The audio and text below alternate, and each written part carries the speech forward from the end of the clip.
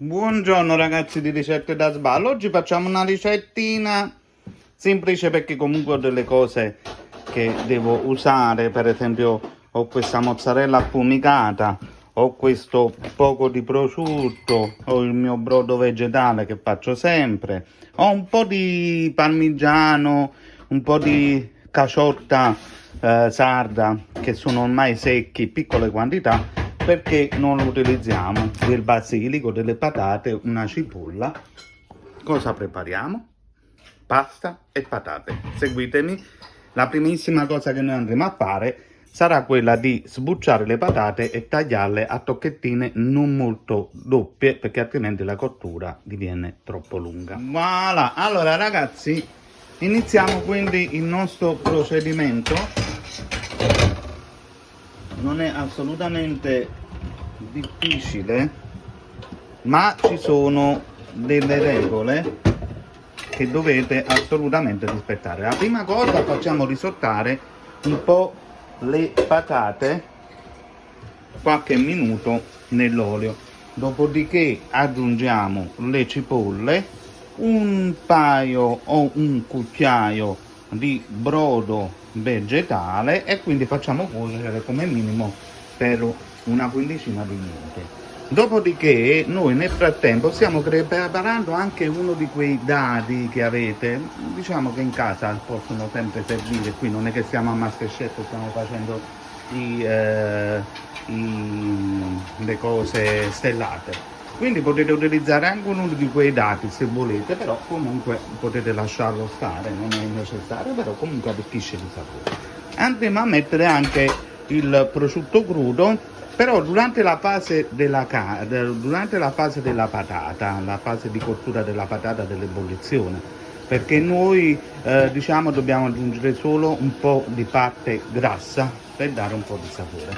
Allora adesso che l'olio arriva a temperatura incominciamo a mettere le nostre patate. Come vedete non è che le ho tagliate proprio in modo preciso, non mi interessa la precisione, perché comunque qui la patata non dico che sparisce, pezzi più grandi rimangono, però alla fine non è che rimane grande cosa della patata. Allora inserisco prima le patate perché rispetto alla cipolla impiegano un po' più di tempo per fare risottare, altrimenti va a finire che la cipolla poi si brucia. Per il momento non aggiungete sale perché altrimenti loro poi cacciano troppa acqua, quindi per il momento le fate solo insaporire.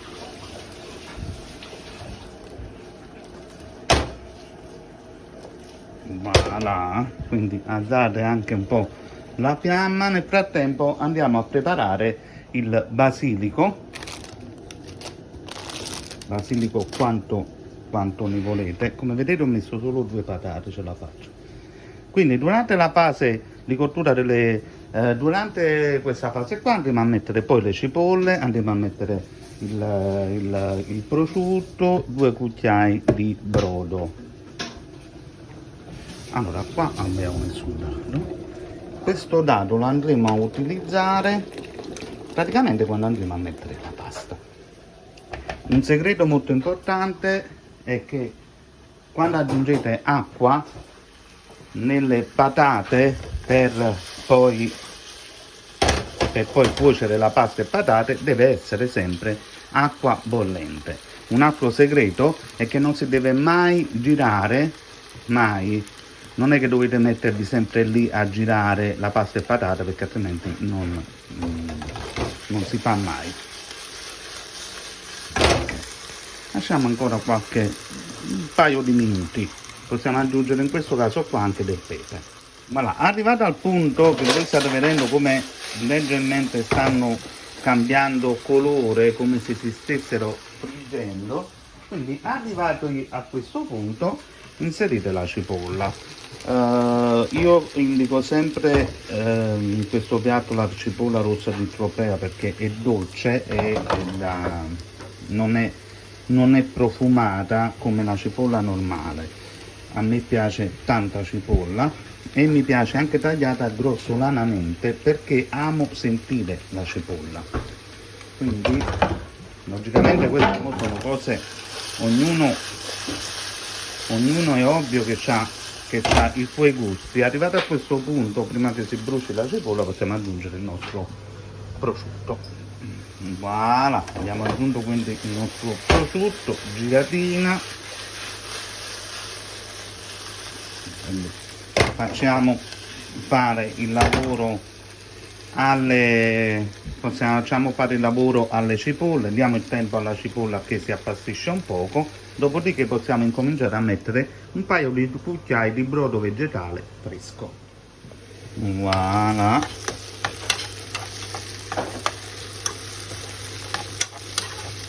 La cipolla è diventata quasi traslucida e quindi possiamo operare e mettiamo, volevo fare con questo, a vedere che si contamina il brodo deve essere sempre preso con cucchiai nuovi perché altrimenti si può contaminare. Questo brodo c'è tutto, c'è zucchina, carota, porro, possiamo mettere anche un altro cucchiaio.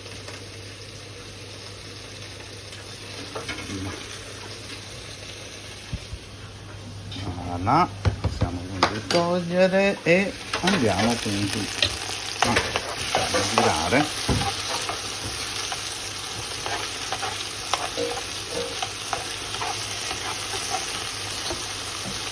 Voilà. Facciamo ben insaporire tutto, facciamo separare tutto il brodo. Qua possiamo anche sciogliere meglio perché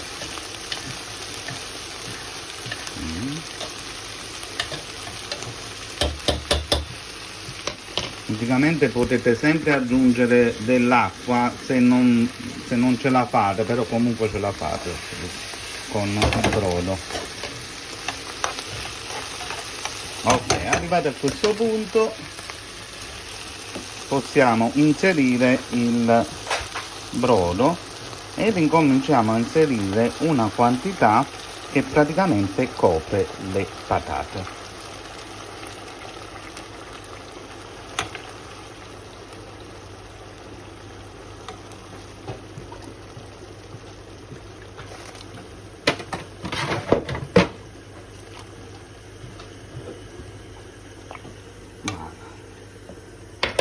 Allora, attenzione al sale perché il prosciutto è salato, il brodo è salato, i legumi sono un po' già sapidi di natura, quindi onde evitare che arriva poi appunto di essere troppo salato, come fate? Fate semplicemente una salatura quando andate a mettere la pasta.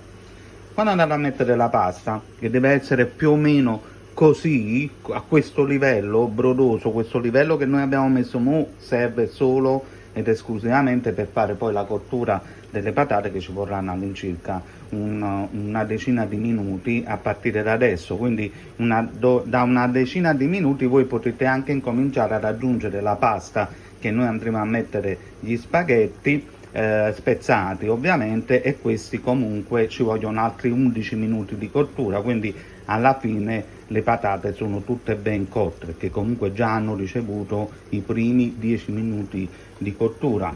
Quindi questo brodo che noi abbiamo messo serve solo per dare modo alla patata di cuocersi più rapidamente. Attenzione quindi al sale lo mettete quando dovete mettere la pasta, in modo che siete sicuri al 100% di non fare poi un piatto troppo salato, perché comunque andrete a mettere il formaggio, andrete a mettere la provola, di per sé sono già tutti elementi sapidi, quindi fate attenzione con il sale. Voilà, come vedete abbiamo aggiunto le foglie di basilico e andiamo ad aggiungere anche i gambi del basilico, quindi non andiamo più per il momento a mischiare, quindi lasciamo così per 10 minuti, poi dopo incominciate, perché quando fate questo procedimento di mischiare viene l'aria e quindi automaticamente perde la temperatura di cottura. Quindi quando voi lo lasciate così, lo fate cuocere e tutti gli aromi contenuti nel basilico principalmente tendono ad uscire ed a insaporire tutto. Arrivati a questo punto, senza mai mischiare, potete incominciare a introdurre questi formaggi che voi avete pensato di mettere, che sono molto ma molto secchi perché li avete, quindi loro non si scioglieranno ma diventeranno morbidi. Quindi senza mischiare li mettete così, il parmigiano e tutto, e li fate cuocere fino a quando poi non termina tutta la cottura della pasta, senza muovere. Ora, arrivato a questo punto, se non vi basta il brodo, potete assolutamente creare un altro poco. Quindi andiamo a sciogliere bene questa parte e aggiungiamo un altro po' d'acqua.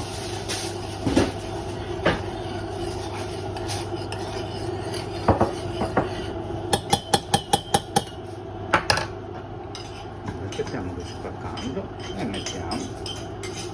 Io lo sto facendo ma non mi serve. Buono. Andiamo a mettere un altro po' di brodo e mettiamo il nostro brodo lì pronto ad essere utilizzato. L'altra cosa che andremo a fare adesso sarà quella di tagliare la provola. Utilizzate la provola che è molto più saporita. Siccome ho questa qua che è fresca, potete anche utilizzare le provole secche che potete assolutamente anche grattugiare, ma questa però va inserita praticamente alla fine, ma il liquido, non tutto, della provola che è presente, potete già inserirlo nel brodo, potete inserirlo poi nella cottura con le patate, in modo che dà un maggiore rafforzo di provola. Voilà, abbiamo inserito la metà della vaschetta di acqua di provola, aspettiamo ancora 5 minuti, dopodiché possiamo già inserire la pasta. Allora, non potete immaginare l'odore che fuoriesce da qua dentro. Le patate sono in fase di buonissima di cottura, quindi possiamo già inserire la pasta. Quindi nel frattempo che si inserisce la pasta si cuoce il tutto. Un altro brodo l'abbiamo preparato, adesso andremo ad aggiungere la quantità di sale che più o meno serve quando voi salate l'acqua per mettere la pasta. Quindi questo è una cosa vostra, quindi se vi piace più salato mettete più salato, se non vi piace più salato, quindi dovete mettere la stessa quantità di sale che mettete quando cucinate la pasta. A questo punto, un paio di minuti prima di buttare la pasta, ho pensato di inserirci anche 2 pomodorini. Non sono obbligatori, però comunque 2 pomodorini danno comunque sempre il loro perché. E quindi adesso abbiamo aggiunto anche un po' di sale, e un'altra cosa importante che andiamo a fare è andiamo ad aggiungere il basilico, andiamo ad aggiungere le foglioline più brutte. Quando si aggiunge il basilico, tutte le spezie non vanno tagliate con il coltello, ma rigorosamente a mano, se voi volete avere tutto il sapore al 100%. Quindi le andiamo a spezzare, le andiamo a mettere sopra, mettiamo il coperchio e lasciamo stare 3 minuti, in modo che tutto l'olio essenziale esce e dà una nuova fase alla pasta e patate. Voilà, allora ragazzi, la regola vuole la pasta corta, oppure diciamo che non ci sta mai una regola precisa, però comunque il tipo di pasta così non vuole la pasta lunga, e quindi se l'avete lunga praticamente la spezzate. Direte voi, ma quando ne mette? Poco. Alla fine ragazzi, io lo mangio solo io, quindi ovviamente voi che ne siete di più, quindi già solo io vi assicuro che questo più quello sono 4 piatti così. Quindi adesso andiamo a dare una bella mischiata per fare scendere la pasta sotto. Ok, quindi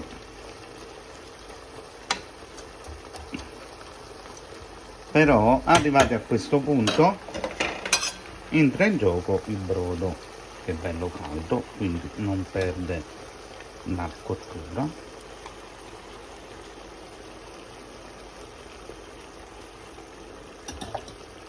Che praticamente deve coprire, quindi con un cucchiaio possiamo fare scendere praticamente la pasta così, e non girate. Questo è il segreto, non dovete girare, dovete far continuare la cottura della pasta così, e in più andate ad aggiungere del basilico di tanto in tanto. Odore, come dice Marco Togni, possiamo definirlo il mio collega di viaggi, però comunque lui fa principalmente Giappone perché abita lì, e quindi un odore spettacularis, buonissimo. Comunque Marco Togni, un saluto, un abbraccio da Parigi. Spettacularis, si sente un odore che voi non potete immaginare. Quello che mi dispiace è che gli odori non possono essere filmati, quindi chiudiamo un poco, giusto un poco. Non aggiungete adesso altro brodo, quindi fate seccare questo brodo, che vedete che fino alla pasta si cuoce solo in questo brodo, perciò vi ho detto che ne era molto. Però la pasta poi diviene bella cremosa con la patata ancora dentro, con la patata cotta però ancora dentro, bella grossa e cremosa, dovuta dall'amido della patata e dall'amido della pasta. Voilà, come vedete una pasta cremosa, ben legata. Ma se la volete più brodosa, allora aggiungete il brodo, e quindi la fate più brodosa. Questa è una questione di gusti. A me piace addirittura proprio farla bruciare, perché quando la fate proprio bruciare, nel senso che non aggiungete proprio l'acqua e quindi la fate bruciare, si fa il bruciato sotto la pentola, che non è che è tanto salutare, però vi garantisco che è una cosa buonissima. Quindi lo faccio sempre un po' bruciare, non molto, però un po' di bruciato non è assolutamente male. Andiamo ad gustare per vedere come sta di sale. Penso che sta benissimo, per vedere anche la cottura della pasta, comunque è quasi cotta.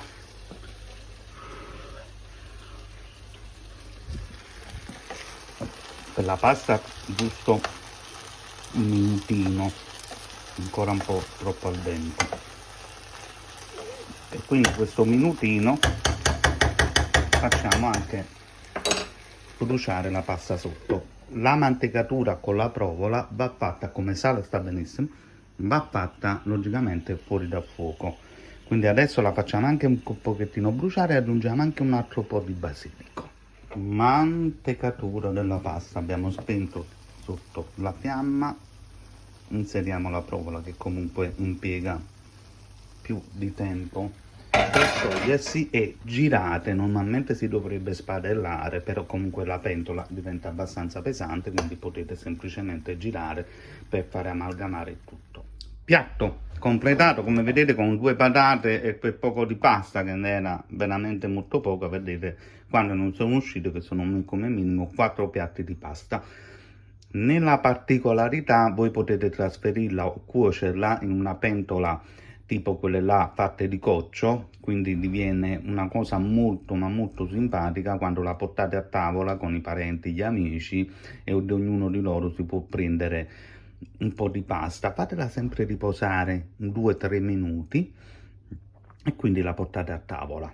Buon appetito a tutti, la pasta assaggiata già è buonissima. Spero che questi video possano essere utili per parecchi di voi. Pasta che non vi dico il sapore, l'odore che si è fatto per tutta la casa e il quartiere, quindi cose veramente straordinarie. Ciao ciao a tutti da Paolo Orlando, Telegarace Mare Viaggi, per il canale Ricette da Sballo. Iscriviti se vuoi, e se non vuoi non me ne passa manco un cazzo. Ciao ciao a tutti.